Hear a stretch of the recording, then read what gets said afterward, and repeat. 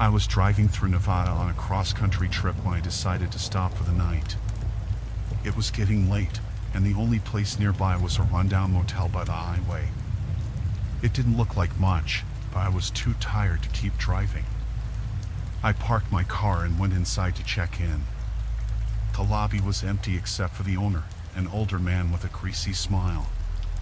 He handed me the key to my room, and I made my way down the dimly lit hallway. The place gave me the creeps, but I figured it was just my imagination running wild. My room was small and musty, but it had a bed and a shower, which was all I needed. I tossed my bag on the floor and lay down, hoping to get some rest. But sleep didn't come easily. I kept hearing strange noises, whispers, footsteps, and the occasional bang from somewhere in the motel. I tried to ignore it, telling myself it was just other guests. Eventually, I managed to fall asleep, but I woke up a few hours later, needing to use the bathroom. As I stumbled out of bed, I heard voices outside my window. Curious, I peeked through the curtains. I saw the owner talking to a couple of men by the back of the motel. They were speaking in hushed tones, but I could make out bits and pieces of their conversation. They were talking about moving the girls and making sure no one saw anything. My heart started pounding as I realized what they were discussing. I stepped away from the window, my mind racing. It sounded like they were involved in something illegal, human trafficking. I felt sick to my stomach. I knew I had to get out of there, but I didn't want to raise any suspicion. I quietly gathered my things and slipped out of my room, heading for the lobby. The hallway was eerily silent, and I moved as quickly and quietly as I could. When I reached the lobby, I found it empty again. I crept towards the front door, but just as I was about to open it, I heard a voice behind me. "Where do you think you're going?" It was the owner. His friendly demeanor was gone, replaced by a menacing glare. I stammered an excuse about needing to leave early, but he didn't buy it. He grabbed my arm and pulled me back towards the lobby. "You heard something you shouldn't have," he said, his grip tightening. Panic set in as I realized I was in serious danger. I tried to pull away, but he was too strong. He dragged me towards a back room, and I knew I had to do something fast. Summoning all my strength, I shoved him as hard as I could. He stumbled back, giving me just enough time to bolt for the door. I ran out into the night, my heart pounding in my chest. I didn't stop until I reached my car. Fumbling with the keys, I managed to unlock the door and jump inside. I started the engine and sped away from the motel, glancing in the rearview mirror to make sure no one was following me. My mind was racing, trying to process what had just happened. I drove for miles, not daring to stop until I reached a larger town where I felt safer. I found a diner and parked my car, shaking as I went inside. I called the police and told them everything I had heard and seen. They took my report seriously and said they would investigate the motel. I sat in the diner for hours, too scared to leave, replaying the night's events in my mind. A few days later, I got a call from the police. They had raided the motel and found evidence of human trafficking. The owner and several others were arrested. I was relieved but still shaken by the whole experience.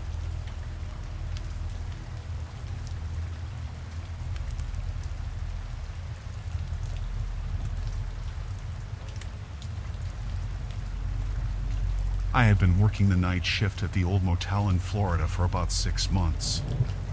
It was a rundown place, not much traffic, mostly the same regulars and the occasional traveler who got lost or had car trouble. The pay was lousy, but it was a job, and I needed the money. One of our regulars was a guy named Carl. He'd come in every couple of weeks, always late at night, always paid in cash. He was quiet, kept to himself, never caused any trouble. But there was something about him that always felt off. Maybe it was the way he looked around, like he was expecting something to jump out at him. Or the way he never stayed more than one night, always checking out early in the morning. One night, around 2 a.m., Carl came in. I could tell right away something was different. He was sweating, his eyes darting around more than usual. He barely looked at me as he handed over the cash for his room. His hands were shaking. I tried to make small talk, but he just mumbled something and headed straight to his room. I couldn't shake the feeling that something was very wrong. I watched the security cameras, keeping an eye on his room. About an hour later, I saw him come out and start pacing in front of his door. He looked agitated, kept glancing over his shoulder. Curiosity got the better of me, and I decided to take a closer look. I grabbed a stack of towels as an excuse and headed toward his room.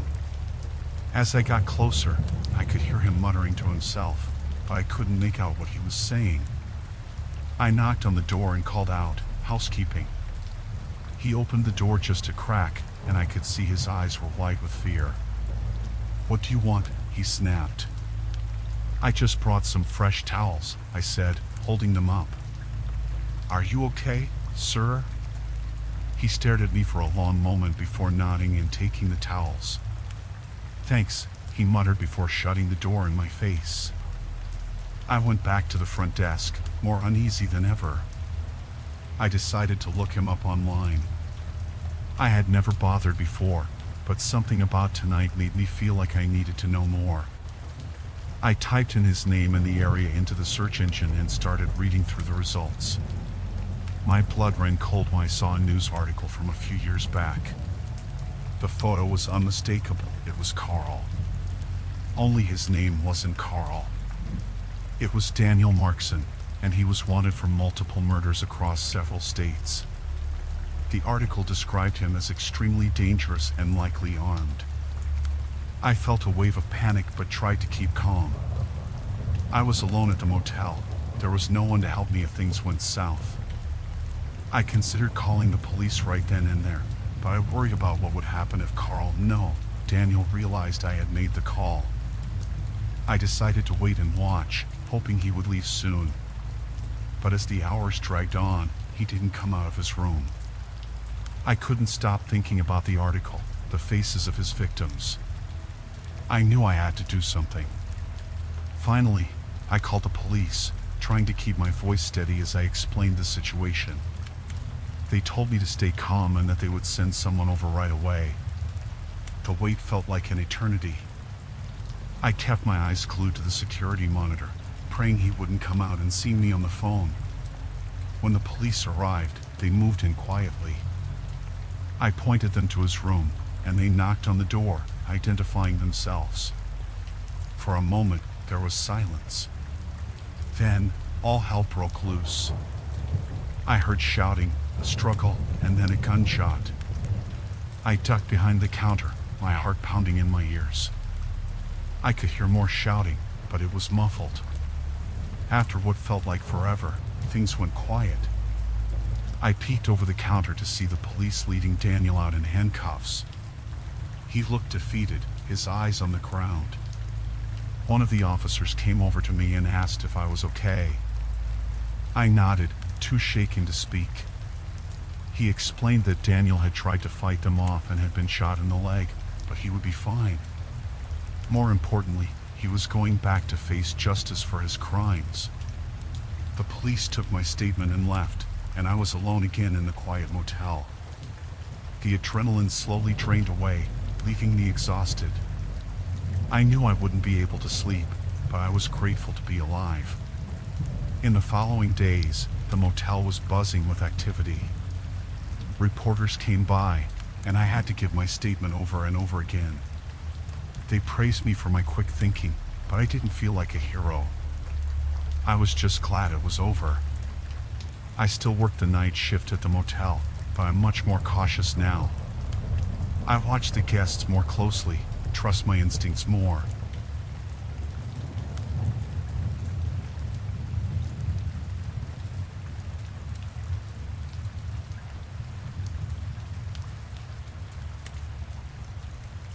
My friend Jake and I decided to take a road trip through Texas.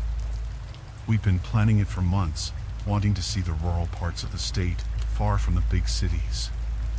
We packed up the car and hit the road, eager for the adventure.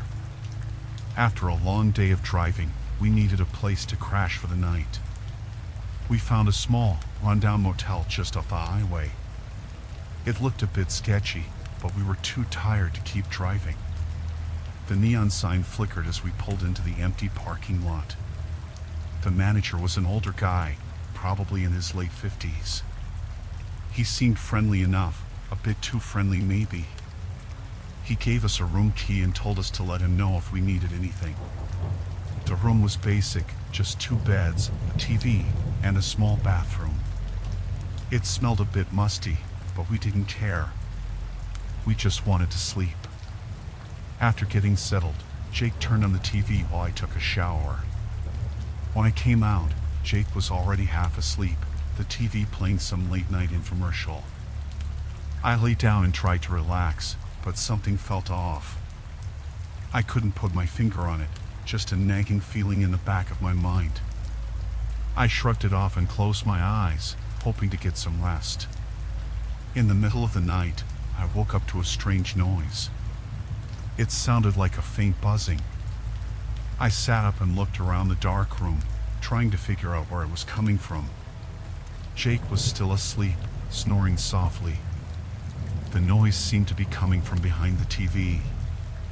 I got up and moved closer, squinting in the dim light. That's when I saw it, a tiny hole in the wall, right behind the TV. I leaned in closer, peering into the hole. It was too dark to see anything, but the buzzing noise was louder now. My heart started to race. I grabbed my phone and used the flashlight to get a better look. There was a small, black device in the hole, and it was definitely a camera. I felt a wave of panic wash over me. Why was there a camera in our room? I shook Jake awake, trying to stay calm. He crockily sat up, rubbing his eyes. "What's going on?" he mumbled. "There's a camera," I whispered, pointing to the hole behind the TV. His eyes widened as he grabbed his phone and looked for himself. "What the hell?" he muttered, now fully awake. We started searching the room, looking for more cameras. It didn't take long to find them. There was one in the air vent, another in the bathroom mirror, and one more in the smoke detector. Someone had been watching us the whole time. Jake wanted to confront the manager right away, but I convinced him we needed to be careful. If this guy was shady enough to put cameras in our room, who knows what else he was capable of? We decided to gather our stuff and get out of there as quickly and quietly as possible. We packed up in record time, checking for any more hidden cameras as we went. My hands were shaking as I zipped up my bag. We crept out of the room, trying to stay as quiet as possible. The motel was eerily silent, not a single sound except for our footsteps. As we reached the car, I glanced back at the motel office. The manager was there, watching us through the window. His friendly demeanor was gone, replaced by a cold, calculating stare.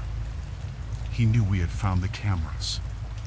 We jumped into the car and sped off, my heart pounding in my chest. We didn't stop driving until we were miles away from that place. When we finally pulled over at a gas station, Jake called the police. They told us to come to the nearest station to file a report. At the station, we told the officers everything. They seemed to take it seriously, assuring us they would investigate. We gave them the address of the motel and all the details we could remember. As we left the station, I felt a bit of relief, but the fear was still there, gnawing at me. Over the next few days, we tried to put the incident behind us. But it wasn't easy. Every time I closed my eyes, I saw those tiny, hidden cameras and the manager's cold stare. I couldn't shake the feeling that we were still being watched. A week later, Jake called me with some news. He had done some digging online and found out that the motel manager had been arrested. The police had found a whole network of hidden cameras in the rooms, all connected to a live stream on the dark web. Dozens of people had been unknowingly filmed, their private moments broadcasted to who knows how many strangers. The news made me sick to my stomach. We had been lucky to get out of there unharmed, but the thought of what could have happened haunted me. I deleted my social media accounts and changed my phone number, paranoid that someone might still be watching. To this day, I can't stay in motels or hotels without thoroughly checking for cameras. I don't trust anyone who seems too friendly, and I always keep my guard up.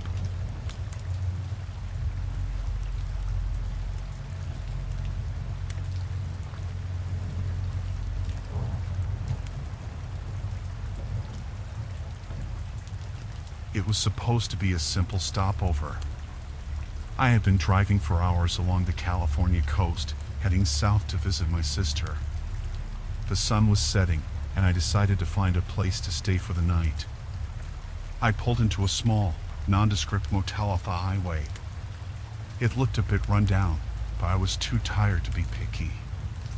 The manager at the front desk was a middle-aged woman with tired eyes. She checked me in with minimal conversation and handed me a key. My room was at the far end of the building, away from the road noise. It seemed quiet enough, and I was grateful for that. After settling in, I decided to take a shower. The water pressure was weak, but the hot water felt good. I wrapped myself in a towel and looked out the window. The parking lot was almost empty, just a couple of cars scattered around. One of them, a black SUV, stood out. It was parked at an odd angle, and I couldn't see anyone in or around it. I shrugged it off and got dressed. My plan was to grab some food from the vending machine and call it a night. As I stepped out of my room, I heard voices coming from the room next to mine. The walls were thin, and the voices were loud and angry. I hesitated for a moment, considering whether I should knock on their door and ask them to keep it down, but decided against it. Walking towards the vending machine, I saw a man standing by the black SUV. He was on his phone, speaking in a low, urgent tone. His eyes darted around nervously. Something about him made me uneasy, so I kept my head down and moved quickly. As I reached the vending machine, I realized I had forgotten my wallet in the room. I turned back, annoyed with myself. As I passed the SUV again, the man was no longer there. The voices from the adjacent room had grown louder, and I could now make out a few words. They were arguing about money and something that sounded like shipment. Back in my room, I grabbed my wallet and paused. I heard a door slam and then a muffled thud. Curiosity got the better of me, and I peered through the peephole. The hallway was empty, but I could hear the sound of footsteps coming from the room next to mine. My heart pounded as I slowly opened my door and stepped out. I walked past the neighboring room, trying to be as quiet as possible. The door was slightly ajar, and I couldn't help but take a peek inside. What I saw made my blood run cold. There were two men in the room. One was on the floor, lying motionless in a pool of blood. The other man, the one I had seen by the SUV, was standing over him, holding a bloody knife. He looked up and our eyes met for a brief second. I quickly stepped back, hoping he hadn't recognized me. Panicked, I hurried back to my room and locked the door. My mind raced as I tried to figure out what to do. I knew I had to get out of there, but I didn't want to draw attention to myself. I could hear the man moving around in the next room, and I knew I didn't have much time. I grabbed my things and quietly opened the door. The hallway was still empty. I moved swiftly towards the exit, praying I wouldn't run into anyone. As I reached the parking lot, I saw the man again. He was loading something into the trunk of the SUV. I ducked behind a car and watched, my heart pounding in my chest. He finished what he was doing and got into the SUV. I waited until he drove off before making a run for my car. My hands were shaking as I fumbled with the keys. I started the engine and sped out of the parking lot, not caring about the speed limits.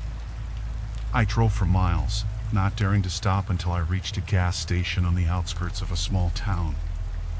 I parked in a well-lit area and sat there, trying to calm down. I knew I had to call the police, but I was terrified the man might find me. What if he had seen my license plate? What if he knew who I was? I finally mustered the courage to call 911. The dispatcher took my information and assured me that officers would be sent to the motel. They advised me to stay put and wait for the police to arrive. Minutes felt like hours as I waited in the gas station parking lot. Eventually, a patrol car pulled up, and 2 officers approached me. I explained everything I had seen, and they took my statement. They told me to stay in town for the night and check into a different motel. They would keep me updated on the situation. I barely slept that night, jumping at every sound. The next morning, I got a call from one of the officers. They had found the man's body in the motel room, but the suspect was still at large. They assured me they were doing everything they could to find him and keep me safe. Days turned into weeks, and I couldn't shake the feeling of being watched. I moved in with my sister temporarily, too scared to stay alone. The police kept in touch, but there were no new leads. The suspect had vanished without a trace. It took a long time for me to feel somewhat safe again. I installed security cameras at my sister's place and never went anywhere without checking my surroundings.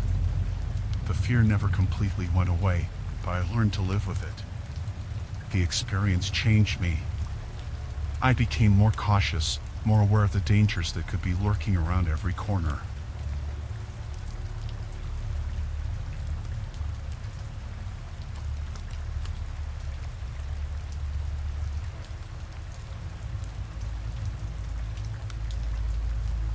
I checked into the small-town Mississippi motel late at night, exhausted from my long drive. The neon sign flickered outside, casting an eerie glow over the rundown building. The manager, a quiet man with a greasy comb-over, handed me a key without much conversation. My room was at the end of a dimly lit hallway, far from the other guests. The room was musty, with peeling wallpaper and a bed that looked like it had seen better days. Too tired to care, I tossed my bag on the chair and collapsed onto the bed. As I lay there, I noticed a small notebook tucked between the nightstand and the bed. Curious, I picked it up and flipped through the pages. The notebook was filled with handwritten entries, some dated as far back as a decade. The first few pages seemed innocent enough, notes about repairs and supplies. But as I read further, the entries became more sinister. Descriptions of guests, their habits, and disturbing details about their stays filled the pages. One entry described a couple who had stayed in my very room, ending with the words, "They won't be leaving." My heart raced as I realized this wasn't just a maintenance log. The entries detailed crimes committed against the motel's guests. There were notes about burglaries, assaults, and even a few that hinted at disappearances. The more I read, the more I understood that the person who wrote this was still working here, still watching. I decided to pack up and leave immediately. I didn't care about getting my money back or finding another place to stay. As I shoved my things into my bag, I heard footsteps in the hallway. They stopped right outside my door. I froze, holding my breath, and listened. A light knock on the door made me jump. "Is everything all right in there?" It was the manager's voice. I tried to sound calm as I replied, "Yes, everything's fine." The silence that followed was unnerving. I could feel his presence just outside the door, listening, waiting. After what felt like an eternity, the footsteps retreated down the hall. I finished packing as quickly and quietly as I could. I knew I had to get out of there without being seen. I opened the door a crack and peeked into the hallway. It was empty. I slipped out of the room and crept towards the exit. As I passed the front desk, I saw the manager watching something on a small TV. His back was to me, and I took the opportunity to slip past unnoticed. Once outside, I ran to my car and drove off without looking back. My hands were shaking as I sped down the empty highway. I couldn't shake the feeling of being followed. Every set of headlights in my rearview mirror made my heart race.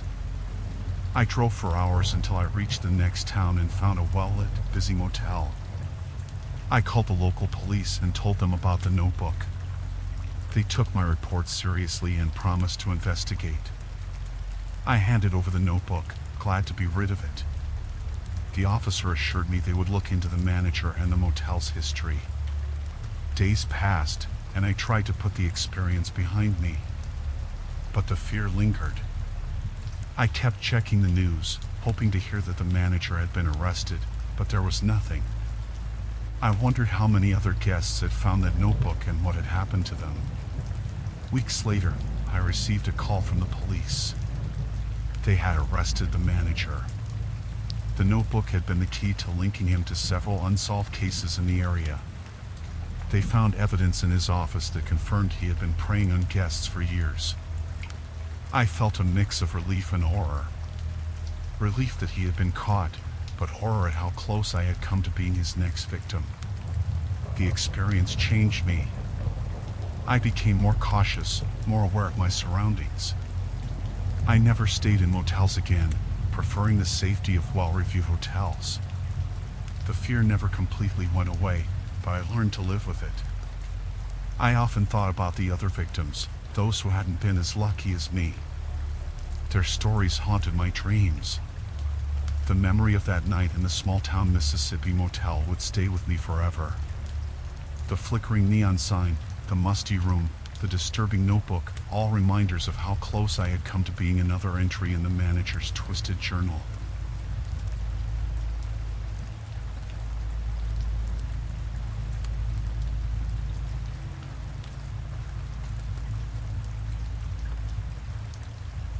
I checked into a cheap motel in Arizona after a long day of driving. The sun had set, casting long shadows over the dusty parking lot. The place looked run down, but I was too tired to care. The manager, an older man with a scruffy beard and yellow teeth, handed me the key to my room with a mumbled greeting. The room was at the far end of the building, away from the few other cars parked outside. The room was small and smelled faintly of mildew. The wallpaper was peeling, and the bedspread had seen better days. I set my bags down and flopped onto the bed, ready to relax. As I lay there, I heard a faint buzzing noise. I realized it was my phone, vibrating with a new message. I picked it up and saw an unknown number. "Nice red shirt. It suits you." I looked down at my shirt, a red t-shirt I had thrown on that morning.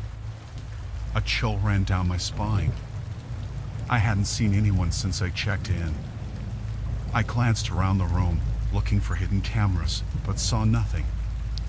I tried to shrug it off as a prank, but it still bothered me. A little while later, I decided to take a shower. As I stood under the hot water, I felt a strange sense of unease, like I was being watched. I quickly finished up and got dressed, then checked my phone again. Another message from the same number. "Hope you enjoyed your shower." My heart raced. Someone was definitely watching me. I went to the window and peered through the thin curtains, but the parking lot was empty except for the few cars. I double-checked the door to make sure it was locked, then sat on the edge of the bed, my mind racing. Minutes turned into hours, and I tried to distract myself with TV, but every noise outside made me jump. Eventually, exhaustion took over, and I dozed off, only to be woken by another message. "Sweet dreams." I felt a surge of anger and fear. I needed to find out who was doing this. I grabbed my phone and texted back, demanding to know who they were and what they wanted. There was no reply. I paced the room, unable to calm down. The minutes dragged by, and then another message came through.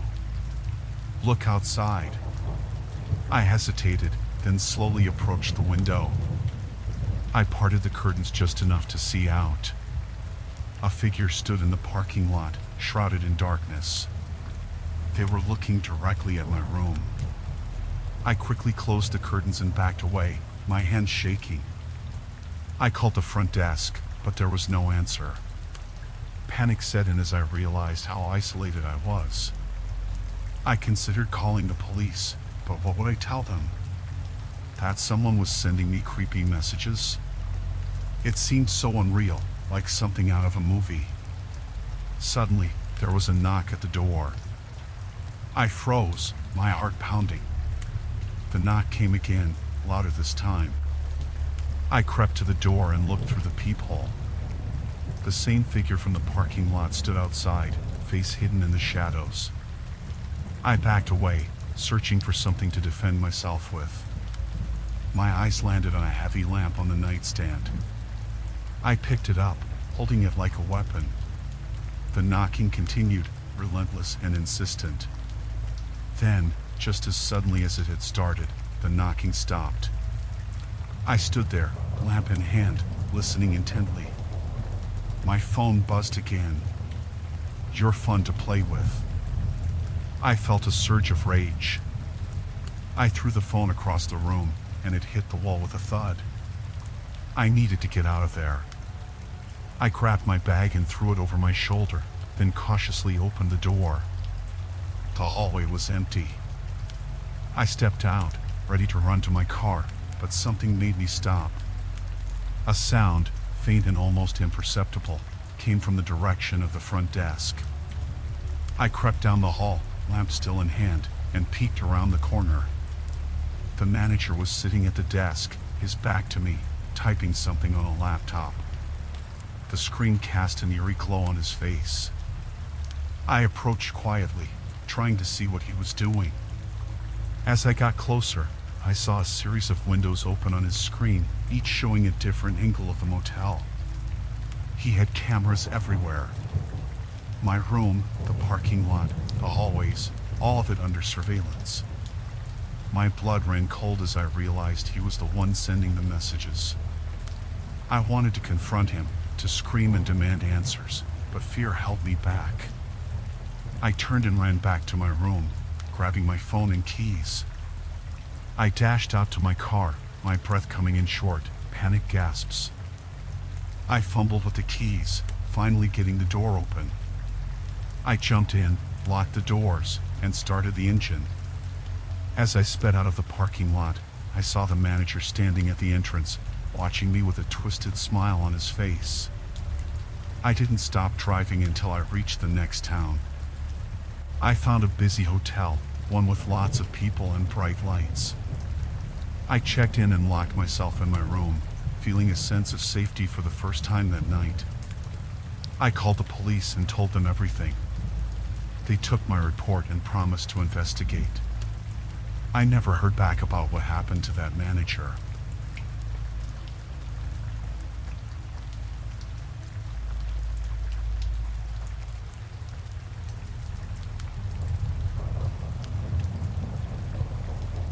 I was vacationing in Georgia, staying at a small motel just off the highway.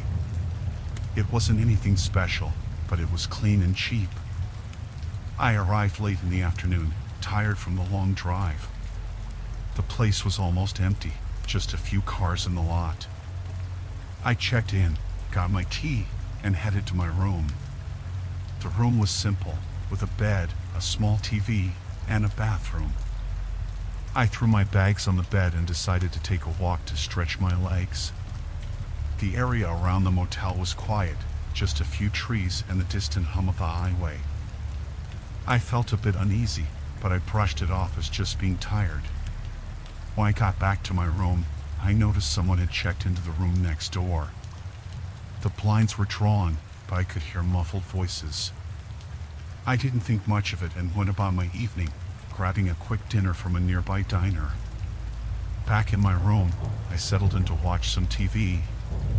The voices next door were louder now, but still muffled. It sounded like an argument. I turned up the volume to drown it out, but I couldn't shake the feeling that something was off. The arguing continued, rising and falling in intensity. Eventually, curiosity got the better of me. I turned off the TV and pressed my ear to the wall. The voices were clearer now. A man's voice, low and threatening, and a woman's voice, pleading. My stomach knotted as I realized this wasn't just a regular argument. I debated what to do. Calling the front desk seemed pointless. The motel manager didn't strike me as someone who'd get involved. I didn't want to call the police without more information, but I couldn't just ignore it either. The voices grew louder, the man's tone more aggressive. I decided to take a closer look. I slipped out of my room and walked down the hallway, trying to be as quiet as possible. I stood outside the door to the next room, straining to hear. The man was saying something about staying quiet and not causing trouble. The woman was crying, begging him to let her go. My heart pounded. This was serious. I pulled out my phone and started recording, needing some evidence if I was going to call the police. Suddenly, the door to the room opened. I froze, not knowing what to do. The man stepped out, glancing around before closing the door behind him. He didn't see me, but I got a good look at him. Tall, muscular, with a shaved head and a menacing look in his eyes. He walked down the hall, and I quickly ducked back into my room. I waited until I heard his footsteps fade away before I called the police. I explained what I had heard and seen, hoping they would take it seriously. They assured me they were sending someone right away. I stayed by the door, listening for any sign of the man's return. Minutes felt like hours as I waited. Finally, I heard the sound of sirens in the distance. The police arrived, and I stepped out to meet them, pointing them to the room next door. They knocked, identifying themselves.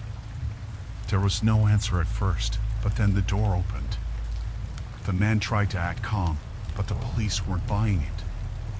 They pushed past him and found the woman inside, tied to a chair and clearly terrified. They quickly arrested the man and freed the woman. She was in shock but otherwise okay. I gave my statement to the police, showing them the recording I had made. They thanked me for my help and assured me the man would be charged. The woman was taken to the hospital, and I was left standing there, shaken by what had just happened. The rest of my vacation was a blur. I couldn't stop thinking about that woman and what might have happened if I hadn't acted. I didn't get much sleep that night, jumping at every sound. By morning, I was ready to leave that motel behind. As I packed up my things, the motel manager knocked on my door. He apologized for what had happened and offered me a refund, but I just wanted to get out of there. I thanked him and left as quickly as I could. Driving away, I felt a mix of relief and lingering fear. I had stumbled into something terrible, but at least I had done something to help. The experience left me wary of places like that, reminding me that you never really know what's going on behind closed doors.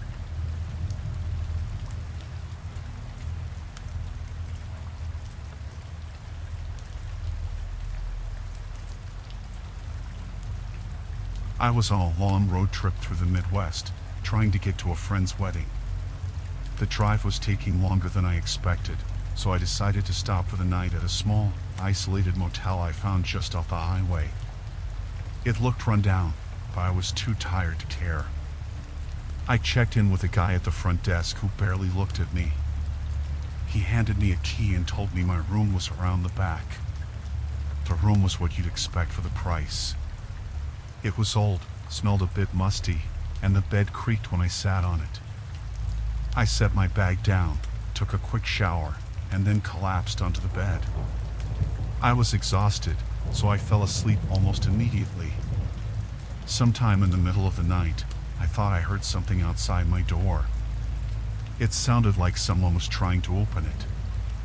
I got up and looked through the peephole, but I couldn't see anything. I figured it was just my imagination or maybe the wind. I went back to bed, but I couldn't shake the uneasy feeling. When I woke up the next morning, I felt groggy. I got dressed and went outside to get to my car, but it wasn't where I had parked it. Panic set in. I ran around the lot, thinking maybe I had parked it somewhere else, but it was gone. I went back to my room, and that's when I noticed my bag was missing too. My wallet, my phone, everything was in there. I went to the front desk to report the theft. The same guy was there, but he acted like he didn't remember me checking in. He said he didn't see anything and that it was probably my fault for not locking my car. I knew I had locked it, though. The more I talked to him, the more hostile he became. He said there was nothing he could do and told me to leave. Without my car and my belongings, I was stranded. I went back to my room, trying to figure out what to do next. There was no one else around. It felt like I was the only guest at the motel. I decided to walk down the road to see if I could find help, but as I walked, I felt like I was being watched. I saw an old payphone near the edge of the property and tried to use it, but it was broken. When I turned around, I saw the guy from the front desk watching me from the doorway of the office. He had a strange look on his face, almost like he was enjoying my desperation. I went back to my room, feeling hopeless. I tried to think of a plan, but without my phone or any way to contact someone, I was stuck. I heard footsteps outside again and decided to see who it was. When I opened the door, I saw two men standing there, both of them looking rough and unfriendly. They told me they were there to help, but their smiles didn't reach their eyes.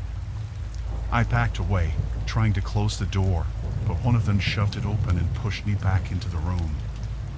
They started going through my things, even though there wasn't much left to take. They found my car keys, which I had left on the nightstand, and one of them pocketed them with a grin. I tried to leave, but the other man blocked my way. They told me I wasn't going anywhere until I paid them for helping me. I had nothing to give them, and they knew it. They started arguing with each other, and I took the chance to slip past them and run out the door. I ran down the road, not looking back. I could hear them yelling, but I kept going.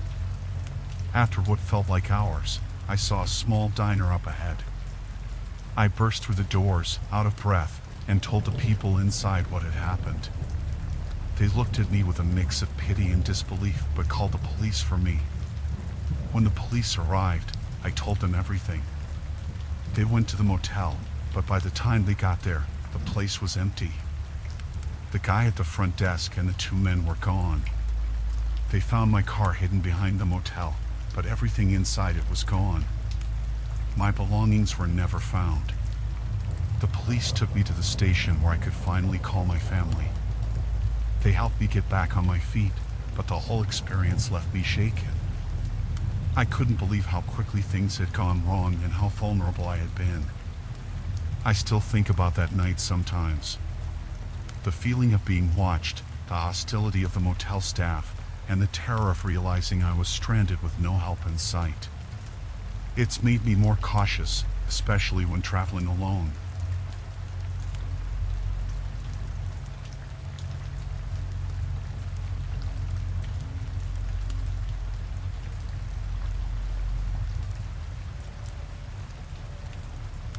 I checked into the motel on a rainy afternoon. It was the only place for miles, a small building nestled among the trees on a quiet road in New England. I had been driving for hours and needed a place to rest. The woman at the front desk was polite but distant, giving me a key to a room at the far end of the hallway. The lobby was dimly lit and smelled faintly of mildew. My room was basic but clean. I dropped my bags, took a quick shower, and settled in. I planned to leave early the next morning, so I set my alarm and crawled into bed. The rain outside was soothing, and I started to drift off to sleep. In the middle of the night, I woke up to muffled voices. It was coming from the room next door. I couldn't make out what they were saying, but there was an urgency in their tone that made me uneasy. I tried to ignore it and go back to sleep, but the voices grew louder, and I could hear footsteps pacing back and forth. Curiosity got the better of me, and I got out of bed, pressing my ear to the wall. I could only catch fragments of the conversation, words like shipment, security, and timing. My heart started to race. It sounded like they were planning something big. The next morning, I went to the lobby to get some coffee. The same woman from yesterday was there, but now she was joined by a man who looked equally unfriendly. They both watched me closely as I poured my coffee. I tried to act normal, but I couldn't shake the feeling that something was off. As I walked back to my room, I noticed a few other guests in the hallway. They were all men, dressed in dark clothes, and they all seemed to be watching me. I quickly went back to my room and locked the door. I needed to figure out what was going on. I spent the day in my room, trying to gather my thoughts. Around midday, I heard a knock on my door. My heart skipped a beat. I cautiously opened it, and a man I hadn't seen before was standing there.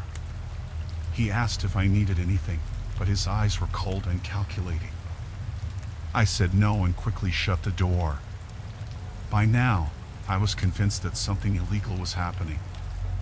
I needed to get out of there, but I didn't want to raise suspicion. I decided to wait until nightfall, hoping I could slip away unnoticed. As evening approached, I packed my bags and waited for the right moment.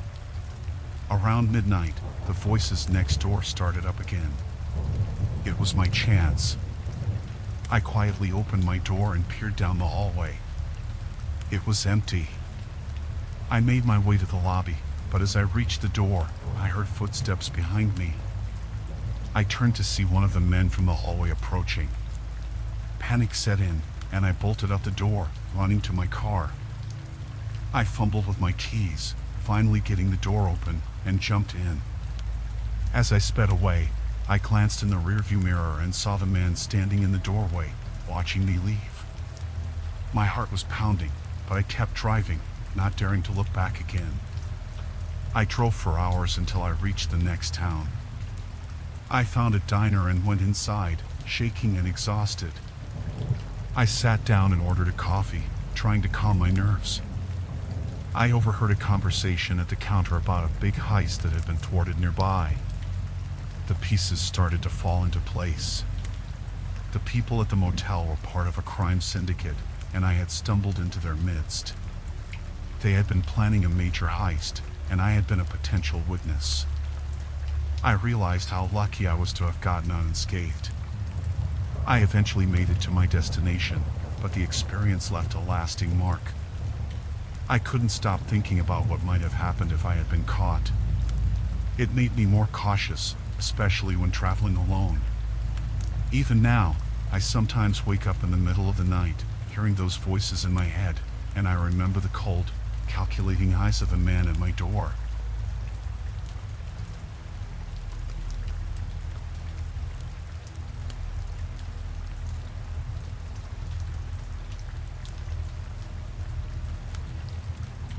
I found myself driving along the winding coastal roads of Oregon, seeking a quiet retreat from the hustle and bustle of city life. The motel I stumbled upon seemed perfect, an unassuming building nestled between the towering pines and overlooking the rugged coastline. The owner, Mr. Johnson, greeted me warmly as I checked in, his smile friendly yet slightly unnerving. The room was quaint and cozy, adorned with nautical decor that matched the seaside charm. I unpacked my bags and settled in, enjoying the peaceful sound of waves crashing against the shore. Mr. Johnson was attentive, offering suggestions for local sites to explore and even bringing me a complimentary bottle of wine that evening. But as the days passed, I started noticing peculiarities. Mr. Johnson would linger a little too long during our conversations, asking personal questions that made me uneasy. He seemed overly interested in my plans and whereabouts, almost as if he was keeping track of my every move. One afternoon, while exploring the motel grounds, I stumbled upon a shed at the back of the property. It was locked, but through a gap in the boards, I caught a glimpse of what looked like a collection of photographs and small objects. Curiosity piqued, I made a mental note to investigate further. That night, unable to shake off my unease, I decided to take a closer look. I waited until Mr. Johnson retired to his living quarters and then quietly made my way to the shed. With a bit of effort, I managed to pry open the lock and step inside. What I found sent chills down my spine. The shed was filled with photographs, faces of guests I had seen around the motel, including mine. Each photograph was accompanied by a small item, a hairbrush, a piece of jewelry, even a worn-out shoe. It dawned on me that these were Mr. Johnson's trophies, mementos he had collected from his guests. Fear gripped me as I realized the extent of his obsession. I hastily snapped a few pictures with my phone as evidence, my hands trembling with disbelief. Just as I was about to leave, I heard footsteps approaching. Panic surged through me as I realized Mr. Johnson must have discovered my intrusion. I barely had time to hide behind a stack of crates when he entered the shed, a flashlight in hand. His expression was cold and calculating, a stark contrast to the friendly demeanor he had shown me earlier. He scanned the room, his gaze lingering on the open lock, and then began muttering to himself. Heart pounding, I held my breath, praying he wouldn't find me. Minutes felt like hours as I waited for him to leave. Finally, he turned and walked out, locking the shed behind him. I waited a few more agonizing moments before daring to move. I made my way back to my room in a daze, my mind racing with fear and confusion. I knew I had to leave immediately, but I couldn't risk confronting Mr. Johnson again. I hastily packed my belongings, leaving behind anything that might slow me down. As I reached the parking lot, I noticed Mr. Johnson standing near the reception area, his gaze fixed on the shed. I knew he must have suspected someone had been there. With my heart in my throat, I quietly slipped into my car and started the engine, praying he wouldn't notice me. I drove away as quickly as I could, my eyes constantly checking the rearview mirror for any sign of pursuit. The coastal scenery that had seemed so serene only days before now felt ominous and threatening. I didn't stop until I reached the nearest town, where I booked a room in a busy hotel, surrounded by other guests and far away from Mr. Johnson's motel. I reported the incident to the local authorities, showing them the photographs I had taken as proof. They assured me they would investigate, but warned that without concrete evidence of criminal activity, their hands were tied. I couldn't shake the feeling that Mr. Johnson had been watching me, even from afar. In the days that followed, I couldn't sleep properly, haunted by the realization of how close I had come to becoming one of Mr. Johnson's trophies. I kept imagining what might have happened if he had caught me in the shed. The thought sent shivers down my spine. Months passed, and eventually, I learned from a news report that Mr. Johnson had been arrested on unrelated charges. They found evidence linking him to a string of burglaries in the area, but there was no mention of his disturbing collection of trophies. I tried to put the ordeal behind me, but the memory of that coastal Oregon motel and its sinister owner still lingers.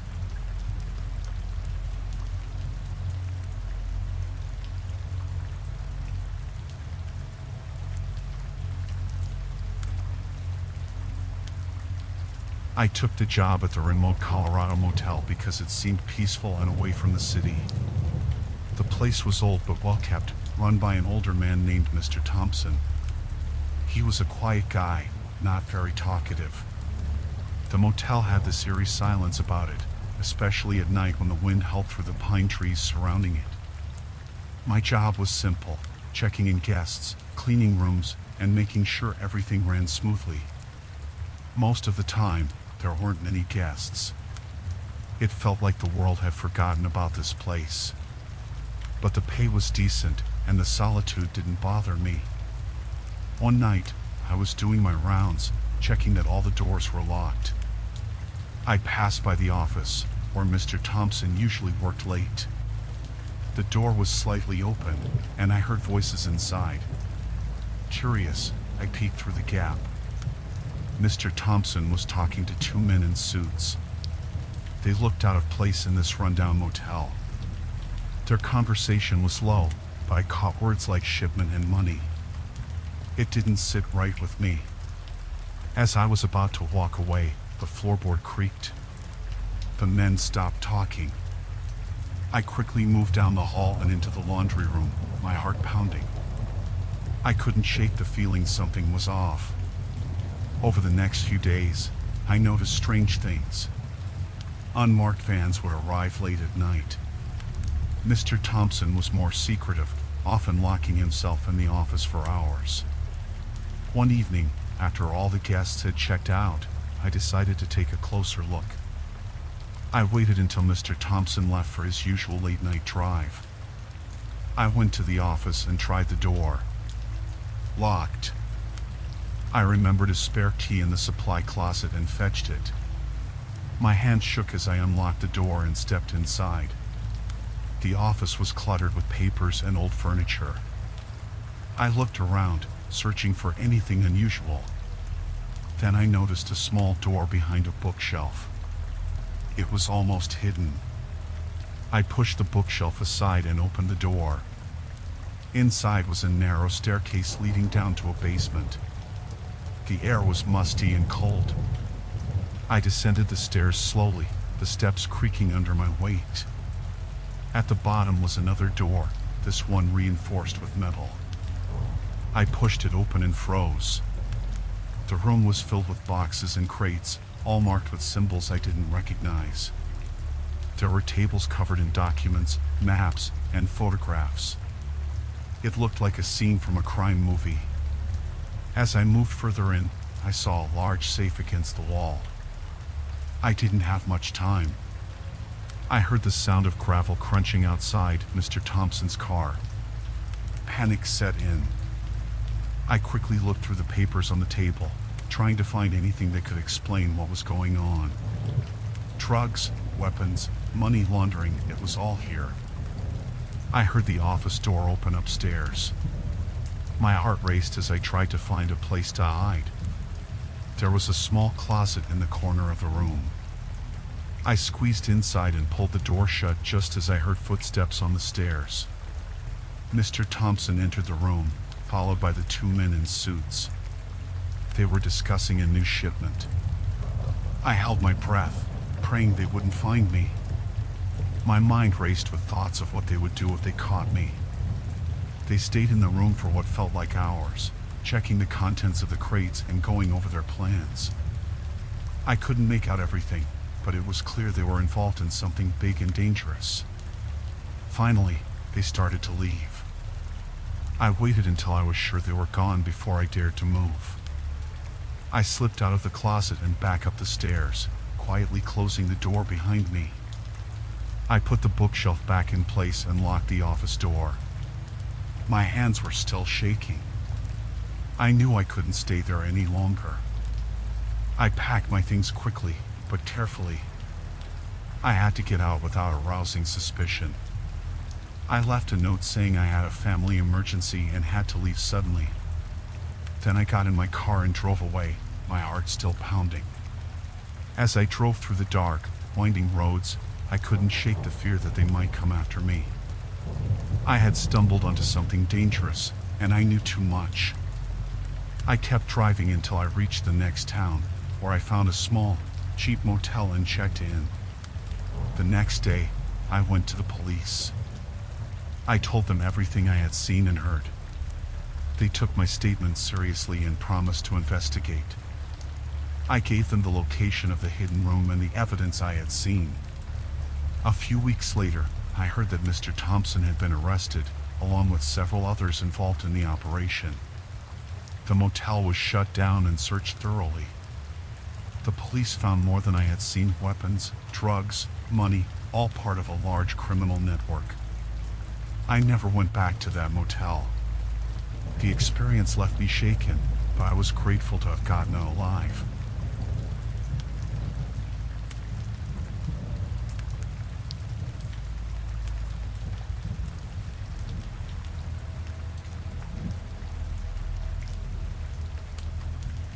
I checked into the motel late, just as the sun dipped below the horizon. It was a small, rundown place in rural Kentucky, the kind you pass by without a second thought. I was traveling through for work, needing a place to sleep before heading out early the next morning. The manager, a burly man with a thick southern accent, handed me the key to room 6.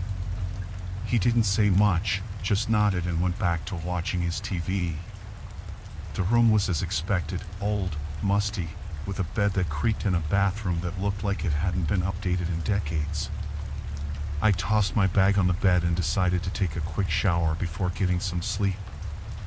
The water was lukewarm at best, and the pressure was almost non-existent. I didn't care. I just wanted to wash off the day's grime and relax. After my shower, I settled into bed with a book. It was quiet, almost too quiet, save for the occasional car passing by on the highway. I was starting to drift off when I heard a knock at the door. I looked at the clock, 11:30 p.m. Odd, I thought. Maybe it was the manager needing something.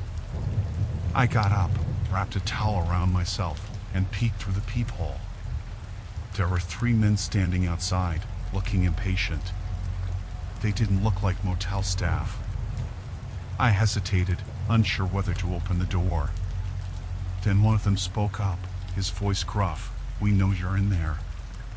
Open up, we need to talk." I cracked the door open just enough to see them clearly. "Can I help you?" I asked, trying to keep my voice steady. "You're the one who checked in today, right?" the same man asked. "Yes, why?" "Come on out, we need to have a chat," he replied, his tone leaving no room for argument. I felt a chill run down my spine. Something wasn't right. "I don't think that's necessary. I'm just here for the night and leaving early tomorrow." The man exchanged a look with his companions. "Step outside." "Now," he ordered. I closed the door slightly, trying to think. They didn't look like they were going to leave. I didn't have many options. Grabbing my phone, I texted my colleague, in trouble. "Room 6, rural motel. Call 911. Then I slowly opened the door again, stepping outside. The men surrounded me, their expressions hard. "We need to know who you're working for," the leader demanded. "I don't know what you're talking about," I replied, my voice shaking. "I'm just a traveler passing through. Don't lie to us. We know you're involved." "Who sent you?" he barked. Panic surged through me. They thought I was someone else, someone involved in whatever illegal activity they were part of. "I swear, you've got the wrong person. I'm not involved in anything. I don't know who you think I am, but I'm not them." The leader grabbed my arm, squeezing hard. "We don't believe you. You're coming with us." I struggled, trying to pull away. "Let go of me." I yelled, but it was no use. They were too strong. They dragged me towards a van parked nearby. My heart pounded as I fought to break free, but they shoved me inside and slammed the door shut. The drive felt like an eternity. My mind raced with thoughts of what they might do to me. I had to find a way out. The van eventually stopped, and they pulled me out, leading me into an old, abandoned barn. Inside, there were more men, all armed. "Who the hell is this?" one of them asked. "She's the one from the motel. Claims she's not involved," the leader said, pushing me forward. The new man studied me, his eyes cold and calculating. "Maybe she's telling the truth. We can't be sure." "Then what do we do with her?" the leader asked. "Keep her here until we figure it out," he replied. They tied me to a chair, the ropes cutting into my wrists. I sat there, my mind racing, trying to think of a way to escape. Hours passed, and the men argued amongst themselves. I caught snippets of their conversation. They were part of a local criminal ring, and they thought I was a spy or informant. As dawn approached, the men started to get agitated. They hadn't gotten any information out of me because I had nothing to give. The leader finally decided to call someone higher up. While they were distracted, I noticed a sharp piece of metal on the ground near my chair. I carefully worked the ropes against it, trying to cut through. It took time, but eventually, I managed to free my hands. I waited for the right moment when they were all focused on the phone call, then slipped out of the chair and bolted for the door. They shouted, realizing I was escaping, but I didn't look back. I ran into the woods, branches scratching my face and arms as I pushed through. I kept running, fueled by fear and adrenaline. I didn't know where I was going, just that I needed to get as far away as possible. Eventually, I stumbled upon a road and flagged down a passing car. The driver, a kind older woman, took one look at me and knew something was wrong. She drove me to the nearest police station. At the station, I told them everything. They took my statement and promised to investigate. My colleague had indeed called the police, and they were already looking for me. The criminals were arrested later that day, and I was finally safe. The experience left me shaken. I couldn't believe how close I had come to being caught in something terrible, all because of a case of mistaken identity.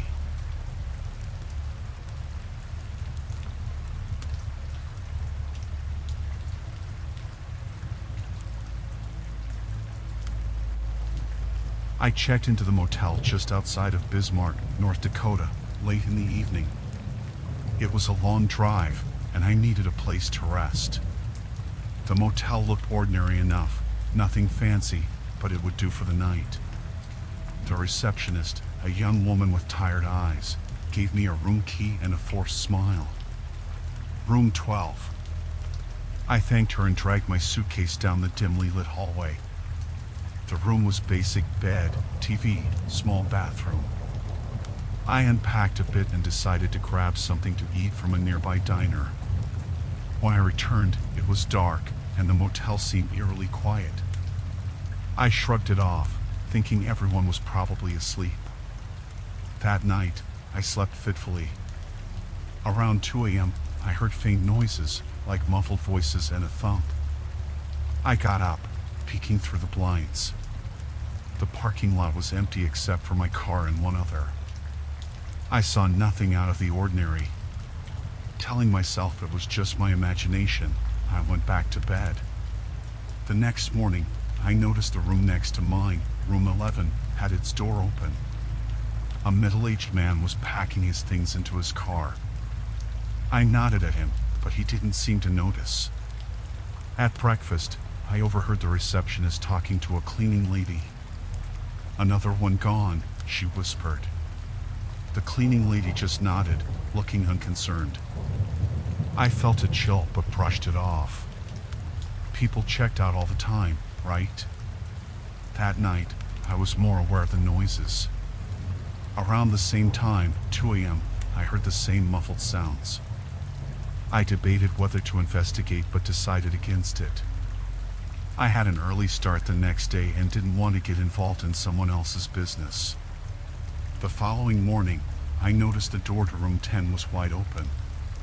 The guests who had been there the day before, a young couple, were gone. No luggage, no trace of them. The cleaning lady was already there, stripping the bed. Curiosity got the better of me, and I asked her, "Did the couple leave already?" She glanced at me, then quickly looked away. "Yes, early this morning," she mumbled. I went about my day, but a feeling of unease grew inside me. That evening, I decided to stay up and see what was going on. I kept my lights off and the blinds slightly open, watching the parking lot. Around midnight, a car pulled in. A man stepped out, checked into room 9. He looked normal, like any other traveler. At 2 a.m., the noises started again. This time, I was ready. I slipped out of my room and crept down the hallway. As I approached room 9, the noises grew louder. It sounded like a struggle. I hesitated, then knocked lightly. The noises stopped abruptly. I pressed my ear to the door but heard nothing. I hurried back to my room, heart pounding. The next morning, room 9 was open. The man was gone, just like the others. I couldn't ignore it anymore. Something was wrong here. I went to the receptionist and asked directly, "What's going on here? People are disappearing every night." She looked at me, her face pale. "You need to leave," she said in a low voice. "Get out of here while you can." "What? Why?" I demanded, but she turned away, refusing to say more. I packed my things quickly, my mind racing. As I loaded my car, I saw a group of men standing near the office, watching me. One of them, a tall man with a scar across his cheek, nodded in my direction. I got in my car and drove off, my hands shaking. As I sped away from the motel, I couldn't shake the feeling that I was being watched. I stopped at a gas station a few miles down the road and called the police, telling them everything. They took my report but seemed skeptical. A few days later, I checked the news, but there was no mention of the motel or missing guests. It was like nothing had happened. I couldn't believe it.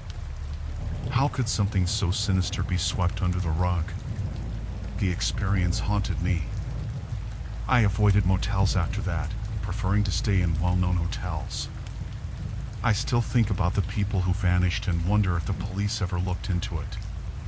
Sometimes I wake up at 2 a.m., heart pounding, half expecting to hear those muffled noises again.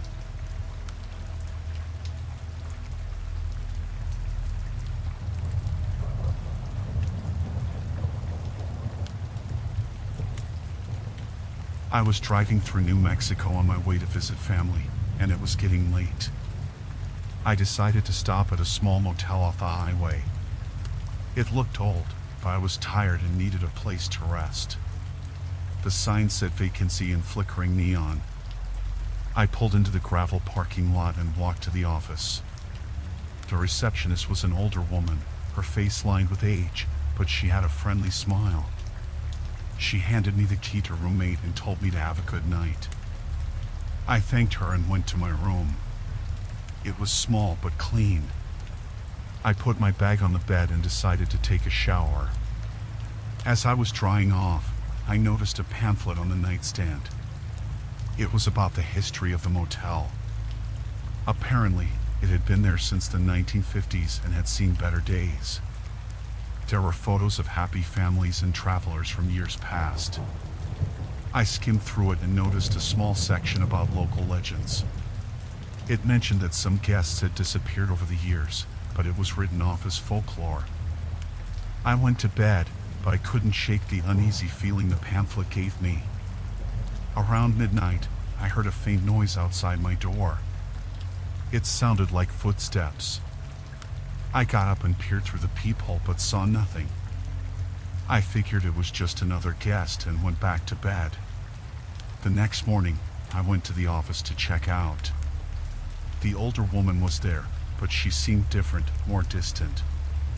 I asked her about the pamphlet and the stories of people disappearing. She looked at me with a blank expression and said, "Those are just old tales. Don't worry about it."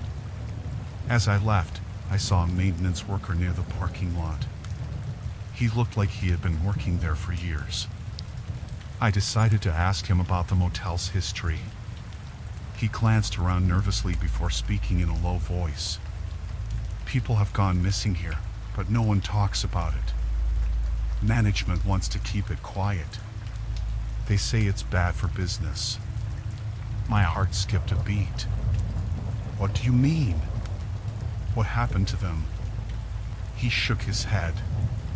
"No one knows for sure. They just vanish. Best to keep to yourself and not ask too many questions." I thanked him and got into my car. As I drove away, I couldn't stop thinking about what he said. That night, I stayed at a different motel in a nearby town. I tried to put it out of my mind, but curiosity got the better of me.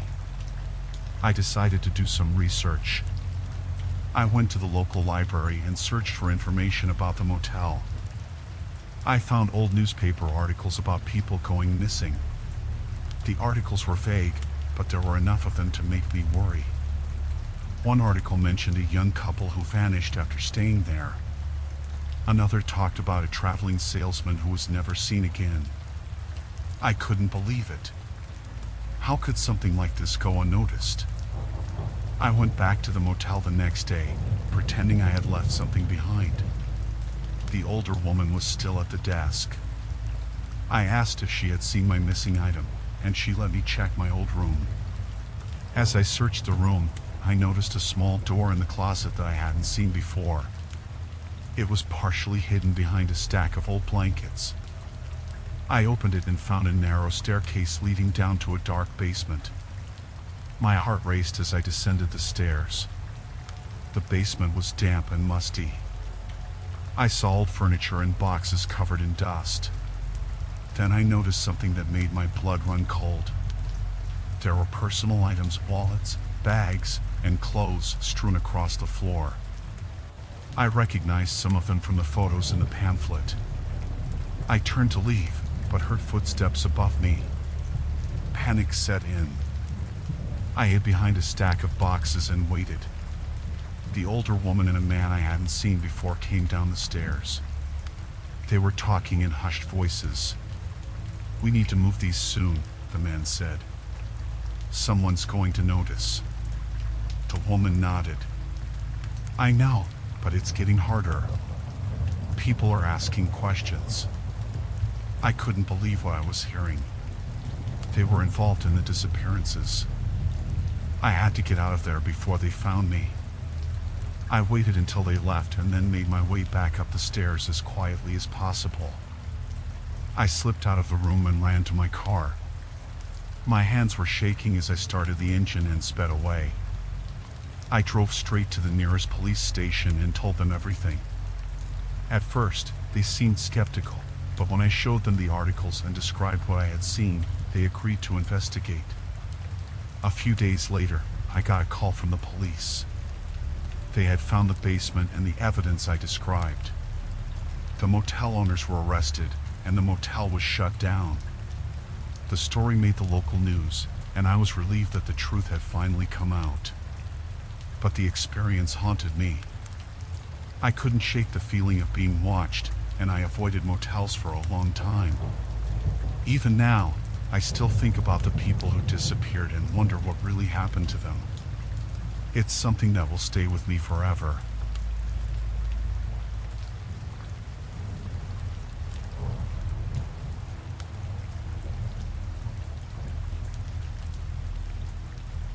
I was driving through Wyoming on a road trip, just trying to clear my head. It was getting late, and I was too tired to keep going, so I decided to stop at a small motel just off the highway.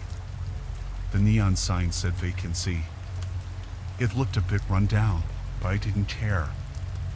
I just needed a place to sleep. I walked into the office, and there was a man behind the desk. He looked tired, with bags under his eyes and a cigarette hanging from his lips. He gave me a room key without much conversation. Room 12. I thanked him and walked to my room. The hallways were dimly lit, and everything smelled faintly of mildew. The room was basic: a bed, a small TV, and a bathroom that looked like it hadn't been updated in decades. I threw my bag on the bed and decided to take a quick shower. As the hot water hit my skin, I felt some of the tension from driving all day start to melt away. After my shower, I laid on the bed and flipped through the channels on the TV, trying to find something to watch. I must have dozed off because the next thing I knew, I was woken up by a loud banging on my door. I looked at the clock. It was 2 a.m. My heart started racing. Who would be knocking on my door at this hour? I got up and approached the door cautiously. "Who is it?" I called out. "Police," a voice answered. "Open up." Confused and a little scared, I opened the door a crack. 2 men stood there, flashing their badges. They looked rough, like they had been up all night. "We need to talk to you," one of them said. "Can we come in?" I let them in, my mind racing with what they could want. "Is there a problem, officers?" One of them, a tall guy with a scar on his cheek, looked at me with cold eyes. "We got a report that someone fitting your description was seen near the scene of a crime earlier tonight. We need to ask you a few questions."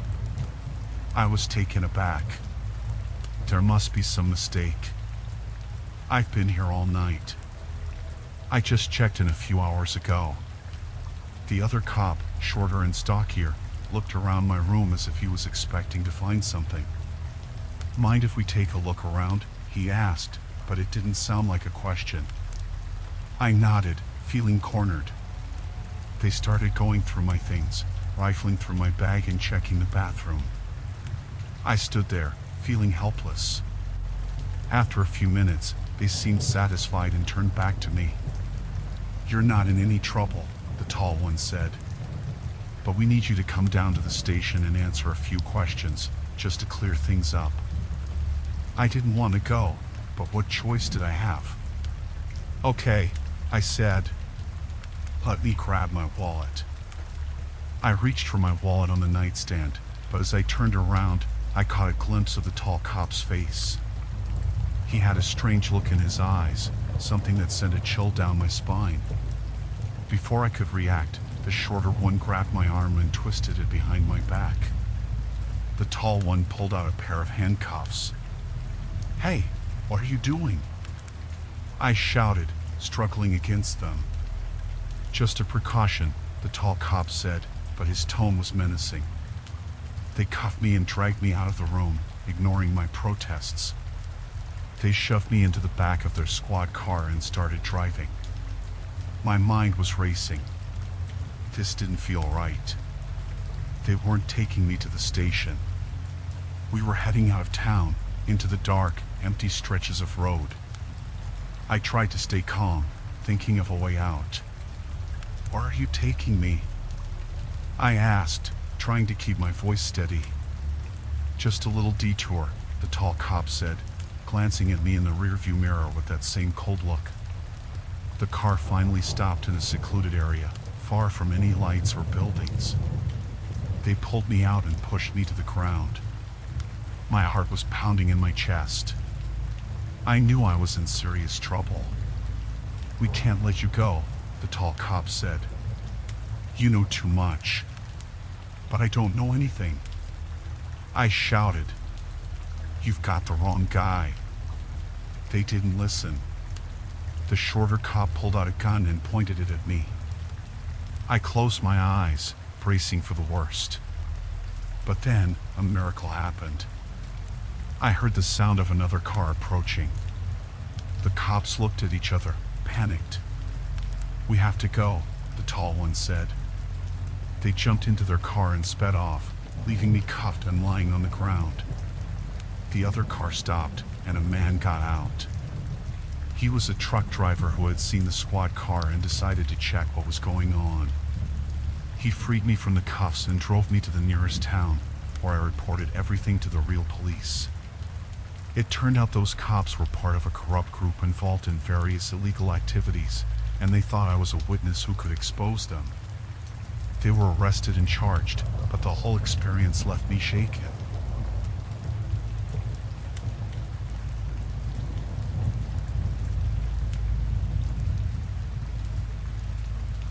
I was on a road trip through Washington State, winding through the dense forests and misty mountains. The day was fading fast, and I needed a place to spend the night. Eventually, I came across a secluded motel nestled at the edge of a thick forest. The place had an eerie charm to it, with its flickering neon sign and weathered facade. I parked my car and walked into the lobby, where an elderly man greeted me with a toothless smile. His eyes darted nervously, and I couldn't shake the feeling that something was off. Ignoring my unease, I checked into a room on the ground floor, eager to rest after a long day of driving.